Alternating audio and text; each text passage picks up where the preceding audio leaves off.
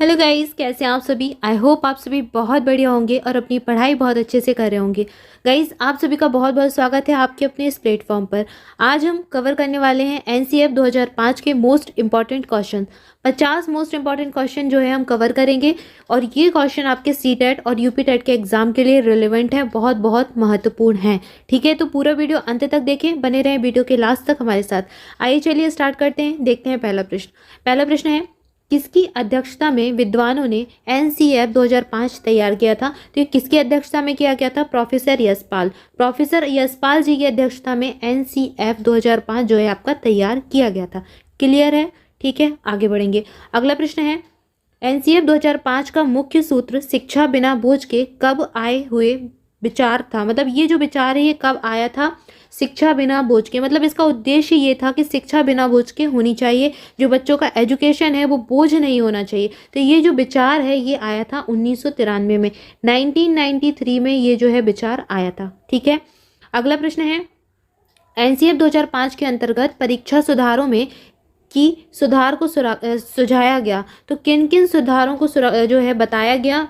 थोड़ा सा typing mistake है इसमें। यहाँ पर आ जाएगा कि एनसीएफ 2005 के अंतर्गत परीक्षा सुधारों में किन किन सुधारों को जो है सुझाया गया या फिर बताया गया। तो इस प्रश्न का सही उत्तर हो जाएगा सामूहिक कार्य मूल्यांकन, सतत मूल्यांकन, खुली पुस्तक की परीक्षा मूल्यांकन। ठीक है, तो ये सारे जो है सुधार थे, इनका जो है सुझाव दिया गया था एनसीएफ 2005 में।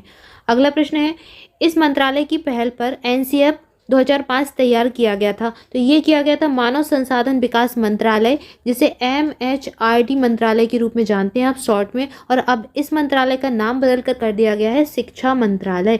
ठीक है, तो अगर आपसे अब ये प्रश्न पूछा जाएगा तो ऑप्शन में आपके शिक्षा मंत्रालय भी आ सकता है, क्योंकि वर्तमान में इस मंत्रालय को नाम जाना जाता है किस नाम से? शिक्षा मंत्रालय के। और पहले जब ये बना था एनसीएफ 2005 तब इस मंत्रालय का नाम था मानव संसाधन विकास मंत्रालय। ठीक है, क्लियर है? आगे बढ़ेंगे, अगला प्रश्न देखेंगे। दोस्तों, ये जो प्रश्न है आपके सीटेट के एग्जाम के लिए बहुत इंपॉर्टेंट है। एनसीएफ 2005 से सीटेट के एग्जाम में या फिर यूपी टेट के एग्जाम में या फिर जो भी टेट है, किसी भी स्टेट का टेट का एग्जाम है, तो उसमें जो है आपके इस पोर्शन से, इस टॉपिक से प्रश्न बनते ही बनते हैं। बहुत इंपॉर्टेंट टॉपिक है, तो एक या दो प्रश्न आएंगे, इसलिए आपको ये पूरा वीडियो ध्यान से देखना है। अगला प्रश्न देखेंगे, एनसीएफ 2005 में किन शिक्षण सूत्रों के अधिकतम प्रयोग का सुझाव दिया गया है। तो ज्ञात से अज्ञात की ओर और मूर्त से अमूर्त की ओर। तो ये दो सूत्र हैं जो कि इनका सुझाव दिया गया एनसीएफ 2005 में। ठीक है, तो कोई भी चीज़ अपन को ज्ञात है और उससे अज्ञात की ओर जाना, ठीक है, और मूर्त से अमूर्त की ओर जाना, ये जो है सूत्र है, इनका प्रयोग किया गया। अगला प्रश्न है, एनसीएफ 2005 के अनुसार मार्गदर्शक सिद्धांत में निहितार्थ है। तो मार्गदर्शक सिद्धांत का अर्थ क्या है? ज्ञान को स्कूल के बाहर के जीवन से जोड़ना, यही इसका अर्थ हो जाएगा। अगला प्रश्न है, एनसीएफ 2005 का प्रमुख सूत्र क्या है? तो लर्निंग विदाउट बर्डन, मतलब बिना बोझ के, बिना भार के अधिगम, लर्निंग, अधिगम। ठीक है, अधिगम का अर्थ होता है लर्निंग विदाउट बर्डन, यानी कि बिना भार के जो है आपकी एजुकेशन हो, बिना भार के आपका जो है लर्निंग है वो हो। ये एनसीएफ 2005 का प्रमुख सूत्र हो जाएगा। क्लियर है? अगला प्रश्न है, एनसीएफ 2005 का प्रारंभ रविंद्रनाथ टैगोर के किस निबंध से होता है? तो ये सभ्यता और प्रगति, ये निबंध का नाम पूछा जा सकता है, किसका है? रविंद्रनाथ टैगोर का हो जाएगा। ठीक है, सिंपली आपको नाम याद रखना है। अगला प्रश्न है, एनसीएफ 2005 के अध्याय विद्यालय एवं कक्षा का वातावरण में बताया गया है। इसमें क्या बताया गया है? तो इसमें बताया गया है कि विद्यालय जो है, विद्यालय के भौतिक और मनोवैज्ञानिक आयाम अधिगम को कैसे प्रभावित करते हैं, कैसे इफेक्ट करते हैं, ये बताया गया है इस अध्याय में। ठीक है, इसका नाम ही है विद्यालय एवं कक्षा का वातावरण।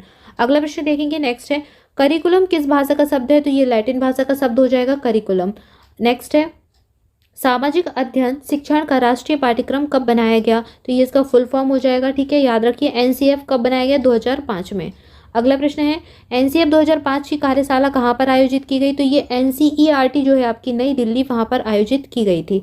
नेक्स्ट है, एनसीएफ 2005 में किस बात पर बल दिया गया? तो इस यहाँ पर दिया गया शांति के लिए शिक्षा, इस बात पर इसमें बल दिया गया। ठीक है, और एक चीज़ और याद रखनी है आपको, लर्निंग विदाउट बॉर्डर। ठीक है, लर्निंग विदाउट बर्डन आपको याद रखना है, और शांति के लिए शिक्षा, इसके ये सूत्र हो जाएंगे।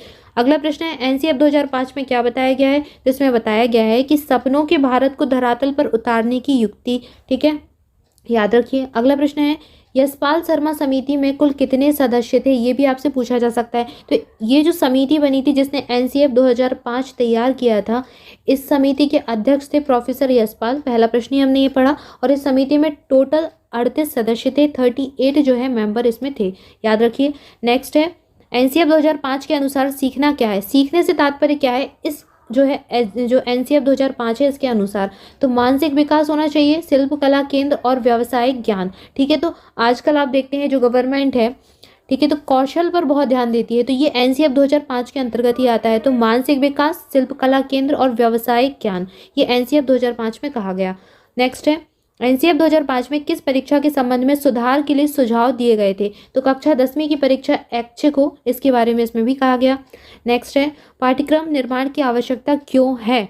तो शिक्षा के उद्देश्यों की प्राप्ति के लिए पाठ्यक्रम निर्माण की आवश्यकता पड़ती है।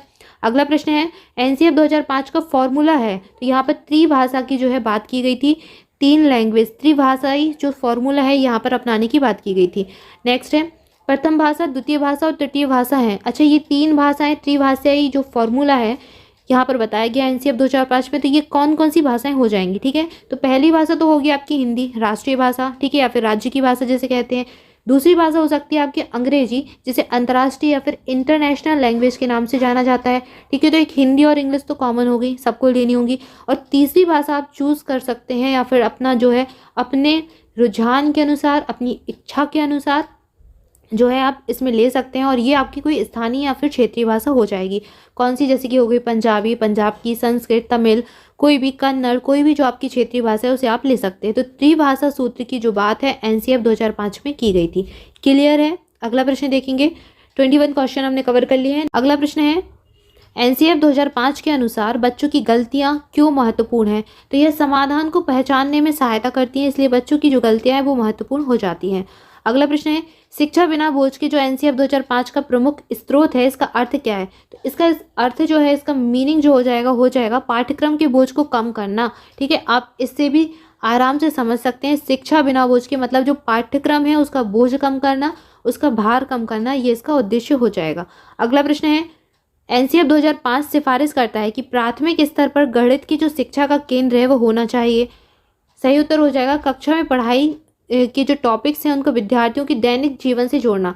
ठीक है, अगर आपसे पूछा जाए कि गणित पढ़ाने का उद्देश्य क्या है, बच्चों को जो गणित पढ़ाई जाती है, जो मैथ्स पढ़ाई जाती है, उसका उद्देश्य क्या है, तो इसका उद्देश्य हो जाएगा जो शिक्षा है, जो पढ़ाई के टॉपिक्स हैं या फिर आपकी जो पाठ्यक्रम है उसको विद्यार्थियों की दैनिक जीवन से जोड़ना।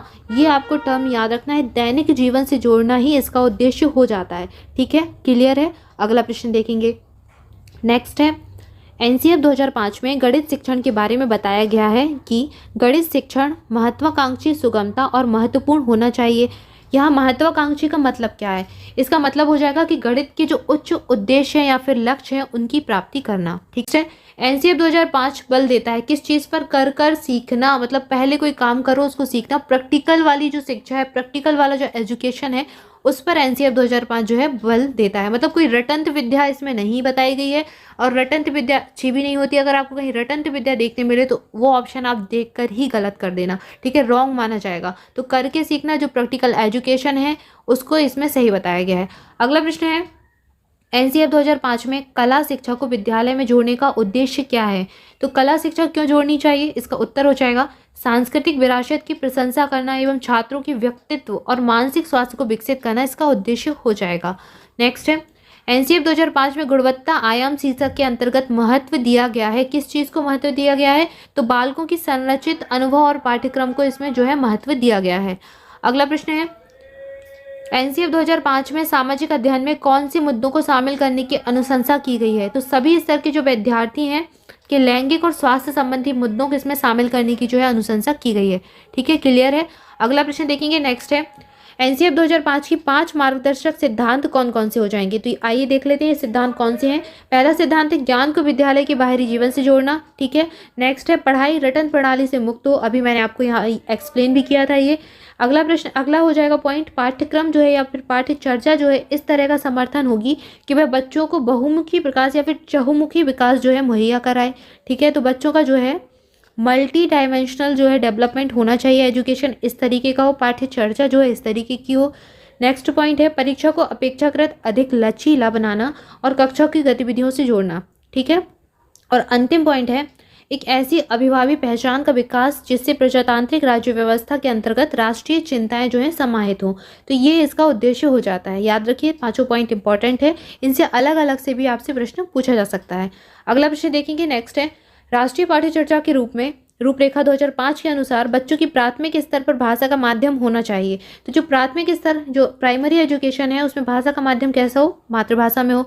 आपकी जो मदर टंग है, आपकी जो लैंग्वेज है मदर टंग मातृभाषा, वो आपका माध्यम हो शिक्षा का। कहाँ पर, प्राथमिक स्तर पर, प्राइमरी एजुकेशन।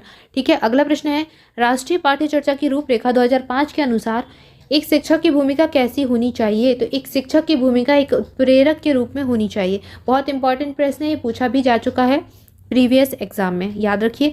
अगला प्रश्न है राष्ट्रीय पाठ्यचर्चा के रूप में 2005 जो रूपरेखा 2005 के अनुसार बच्चों के आकलन का सही तरीका कैसा है। तो ये दैनिक गतिविधियां होनी चाहिए।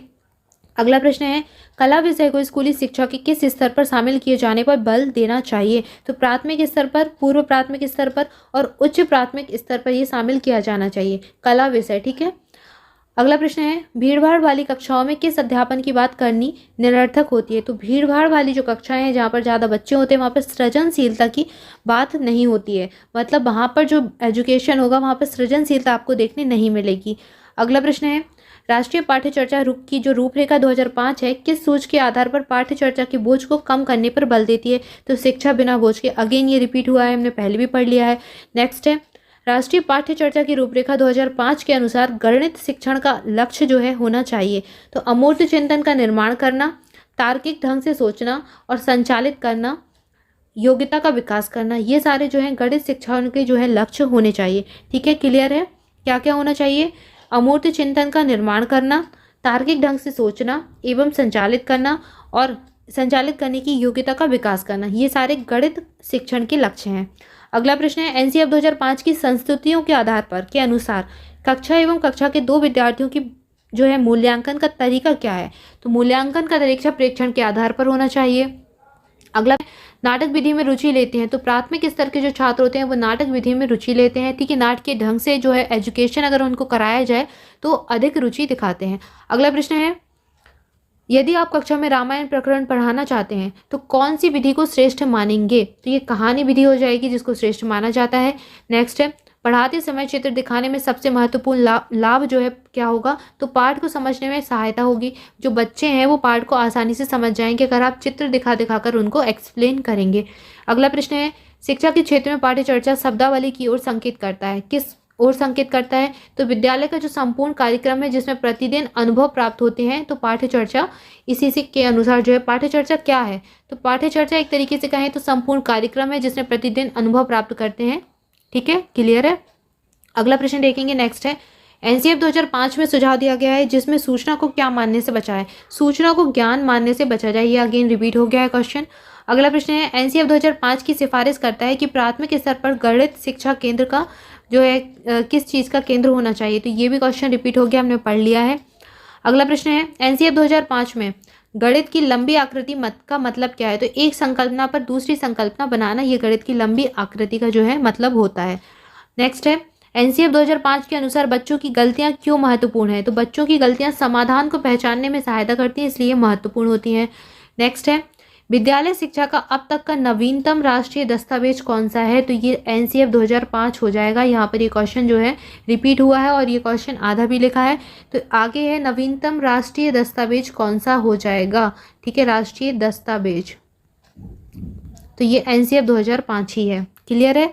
सो गाइज ये थे 50 important question, 50 important question NCF 2005 से जो हमने कवर कर लिए। ठीक है, इसकी पीडीएफ आपको टेलीग्राम पर मिल जाएगी तो वहाँ से आप डाउनलोड कर सकते हैं और पढ़ सकते हैं। और ये जो है आपके सीटेट जो आपके एग्जाम होने ही वाला है और इसके अलावा सारे स्टेट के एग्जाम के लिए बहुत ही इंपॉर्टेंट टॉपिक है, तो याद रखिए। ठीक है, और गाइज अगर आपने अभी तक चैनल को सब्सक्राइब नहीं किया है तो चैनल को सब्सक्राइब कर दें और अगर आपको वीडियो अच्छा लगा हो तो वीडियो को लाइक करें, शेयर करें एंड सब्सक्राइब करें। Thank you so much.